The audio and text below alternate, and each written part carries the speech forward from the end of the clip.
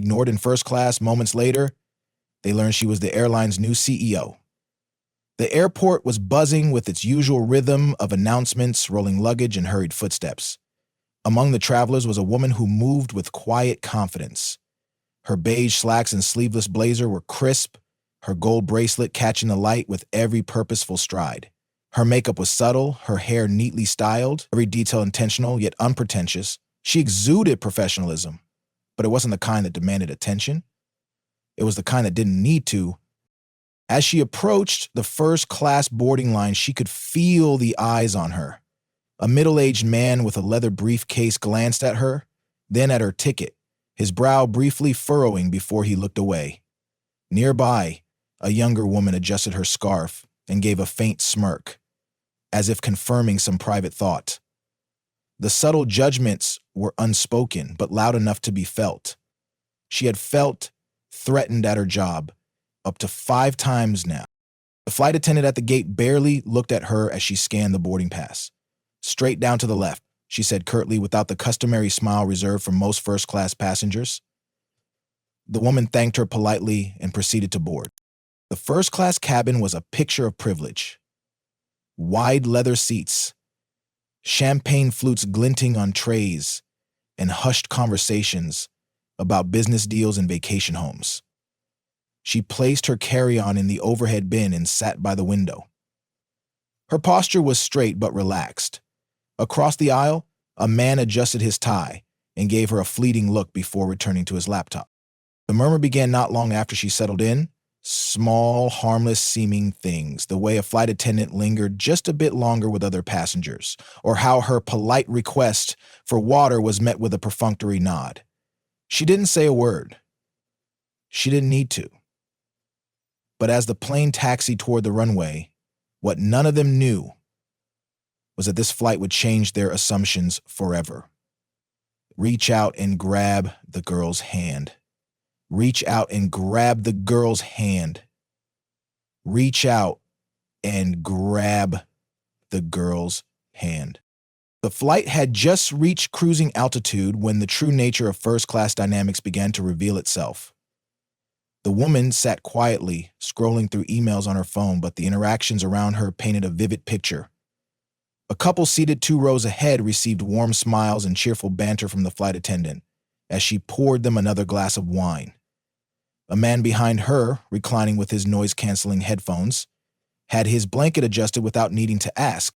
But when the woman politely requested a refill for her water, the response was noticeably different. "Just a moment," the flight attendant said flatly, not breaking stride as she walked past. Minutes turned into 10, then 15, but no water came. The woman glanced up, catching sight of the same attendant now laughing at a joke shared with another passenger. She sighed and turned back to her phone, refusing to let irritation show on her face. Her demeanor remained calm, composed, exactly as it had always been. The girl was the price of the leash, her mind speaking for itself. Nearby, a man in a navy blue suit leaned over to the woman beside him and whispered something.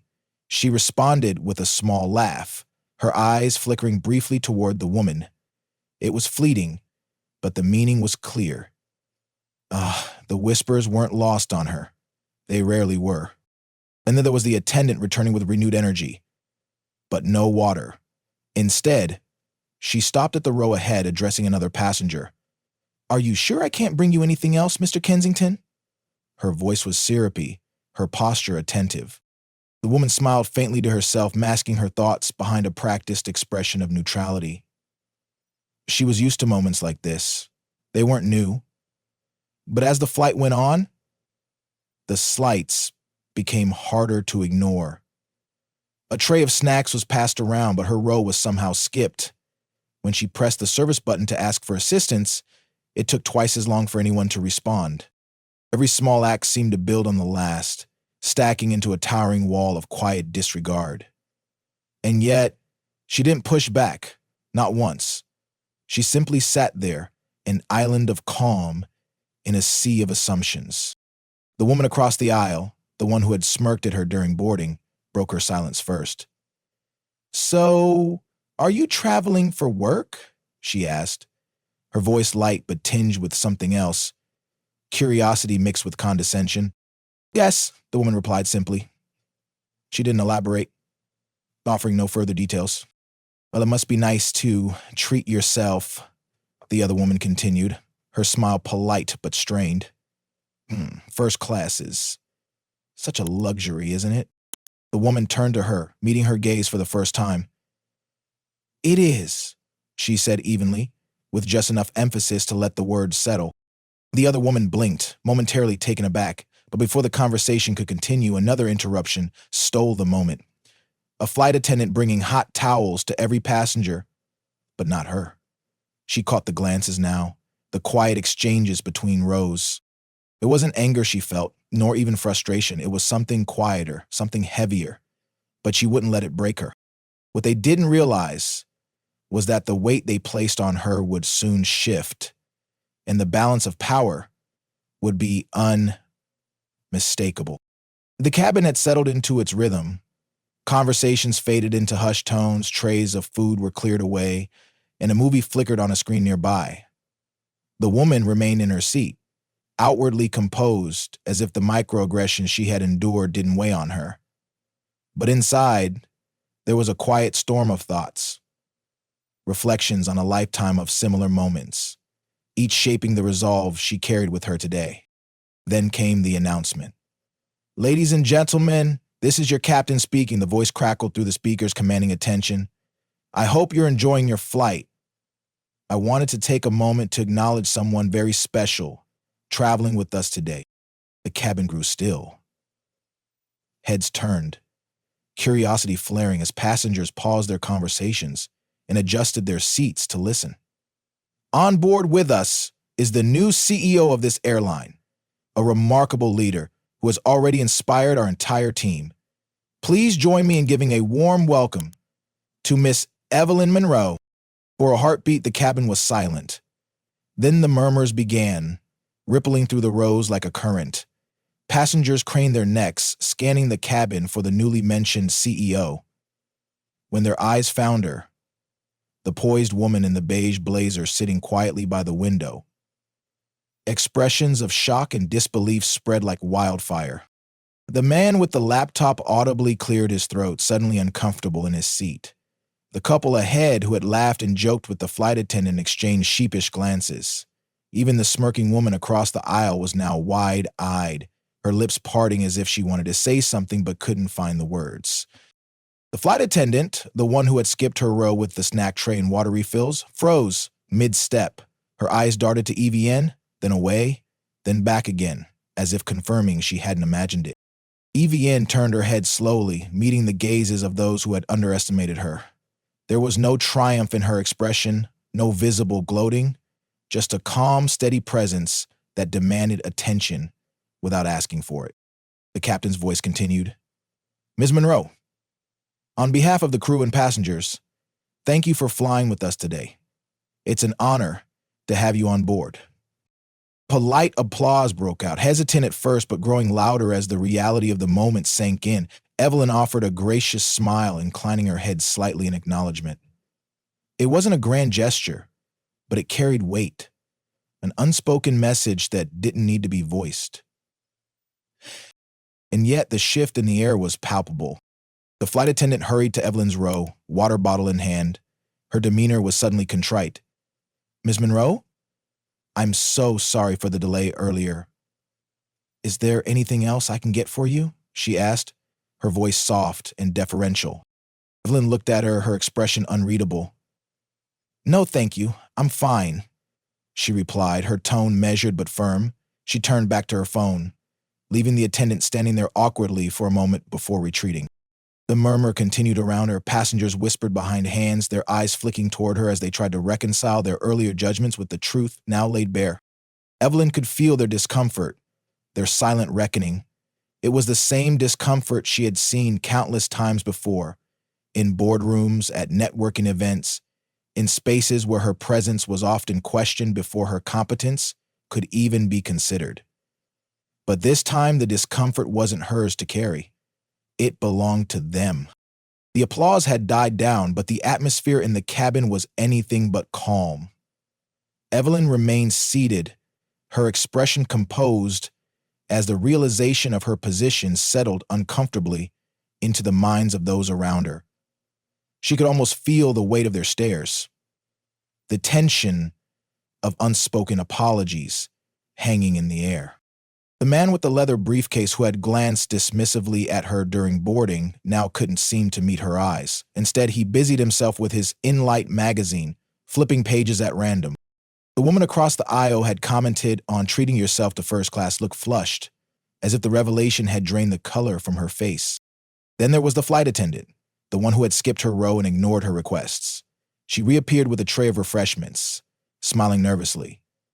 Ms. Monroe, would you like a complimentary dessert, perhaps something warm to drink?" she asked, her tone overly accommodating. Evelyn turned to her, her smile polite but faintly tinged with amusement. "No, thank you," she replied, her voice steady. "I've had everything I needed." The attendant's smile faltered and she quickly retreated, disappearing into the galley. Evelyn returned to her phone, scrolling through emails and pretending not to notice the quiet flurry of activity around her. But inside, she felt a familiar mix of emotions. There was the satisfaction of proving them wrong without having to say a word. But there was also a sadness, a quiet ache born from years of similar moments. How many times had her abilities been questioned? How many times had she been forced to silently carry the weight of their assumptions? Ooh. Across the aisle, the younger woman finally spoke again. "I had no idea," she stammered, leaning slightly toward Evelyn. "Congratulations on the new role. That's really impressive." Evelyn looked at her, tilting her head slightly as if considering her words. "Thank you," she said simply, her tone warm but reserved. She could see the woman wanted to say more, perhaps to justify her earlier behavior or offer an apology, but she let the silence linger, giving the woman space to sit with her own discomfort. It wasn't long before the man with the briefcase tried to engage her as well. "You must have worked incredibly hard to get where you are," he said, his voice loud enough for others to hear. "Running an airline, that's no small feat." Evelyn smiled faintly. "Hard work always pays off," she replied, "but sometimes it takes more than that. It takes people willing to see beyond what's on the surface." Her words hung in the air, simple yet cutting. The man nodded, his expression tight, and returned to his magazine. His attempt at conversation failed to erase the earlier judgment he had passed. The rest of the flight was quieter. The whispers faded, replaced by a collective sense of reflection among the passengers. Evelyn could feel it in the way they avoided her gaze, in the occasional glance filled with a mix of shame and admiration. She didn't need their apologies or their approval. Her presence alone was enough to remind them of what they had overlooked. But for Evelyn, this wasn't about seeking validation. It was about letting the lessons sink in, lessons that would stay with them far beyond this flight. As the flight neared its destination, the passengers remained subdued. Their earlier energy replaced by quiet introspection, Evelyn noticed the change. Though she gave no outward sign of acknowledging it, she was used to this pattern: judgment, revelation, and the awkward aftermath. But this time, something felt different. The smirking woman from earlier, still fidgeting uncomfortably in her seat, finally gathered the courage to speak again. "Miss Monroe," she began, her voice soft, almost hesitant, "I just wanted to say I think it's incredible what you've achieved, truly. And I hope I didn't offend you earlier." Evelyn looked at her, her eyes steady and calm. She waited a beat before responding. "Thank you for saying that," she said gently. "But no, I wasn't offended. Moments like this do remind me how often we make assumptions about people without knowing their story." The woman nodded, her expression earnest. "You're absolutely right," she said, her voice tinged with regret. "I guess I didn't realize how much I do that. It's something I need to work on." Evelyn offered her a small smile. "Awareness is the first step," she said simply. Meanwhile, the man with the briefcase shifted uncomfortably in his seat. He cleared his throat and leaned toward Evelyn. "Miss Monroe, if I may, I'd like to ask what motivated you to take on such a challenging role. Running an airline, I mean." Evelyn turned to him, her posture composed, yet approachable. It's not just about running an airline, she said. Her voice carried the quiet authority of someone who had nothing to prove. It's about creating opportunities, ensuring that people who look like me or come from places like I did have the chance to be seen and heard, to belong in spaces where they've often been overlooked. The man nodded slowly, absorbing her words. For a moment, he looked as though he might say more, but instead he sat back, his expression contemplative. The captain's voice crackled over the intercom again, announcing their descent into Phoenix Sky Harbor International Airport. Evelyn felt the subtle shift as the plane began its gradual decline. She adjusted her seatbelt and glanced out the window. The city's sprawling lights came into view as the flight attendants prepared the cabin for landing. The one who had earlier ignored Evelyn approached her once more. "Miss Monroe," she said quietly, her expression a mix of nerves and sincerity. I wanted to apologize for earlier. I didn't realize who you were, and I should have treated you better. I'm truly sorry." Evelyn met her gaze, studying her for a moment before responding. "Thank you for apologizing," she said gently. "But it's not about who I am. It's about treating everyone with the same respect, regardless of their title or position." The attendant nodded, her cheeks flushed with embarrassment. "You're absolutely right," she murmured before stepping back to continue her duties. As the plane touched down, Evelyn leaned back in her seat, allowing herself a moment of quiet reflection. The journey had been a microcosm of a larger truth, a reminder of how often people are judged by appearances, assumptions, or biases. But it was also a testament to the power of grace and resilience in the face of those judgments. As the wheels hit the tarmac, Evelyn knew that the real landing had already happened in the hearts and minds of the passengers around her. As the passengers disembarked, Evelyn waited patiently for her turn, watching the people around her. The same passengers who had dismissed her earlier now moved differently, more quietly, more thoughtfully. Some gave her a polite nod or a tentative smile as they passed, small gestures of acknowledgement that carried the weight of lessons learned. And when it was her turn to exit, Evelyn stood with the same quiet confidence she had carried throughout the flight. Her beige blazer still immaculate, her posture still poised, she walked down the aisle without a word. She didn't need to say anything. Her presence had already spoken volumes. Stepping into the terminal, Evelyn felt a deep sense of peace. The flight wasn't just a journey for her, it had been a moment of clarity for everyone on board. Sometimes, change doesn't happen through grand speeches or dramatic confrontations. Sometimes it's a quiet moment of reflection that leaves the deepest mark. As she walked away, the flight attendant who had apologized earlier watched her go. The words Evelyn had spoken replaying in her mind: treat everyone with the same respect, regardless of their title or position. The lesson wasn't just for the people on that flight, it was for everyone. We live in a world where assumptions often guide actions, but respect and understanding should always come first. Let this story remind us all to look beyond appearances and treat every individual with the dignity they deserve. And if this resonated with you, subscribe to our channel for more stories that challenge and inspire.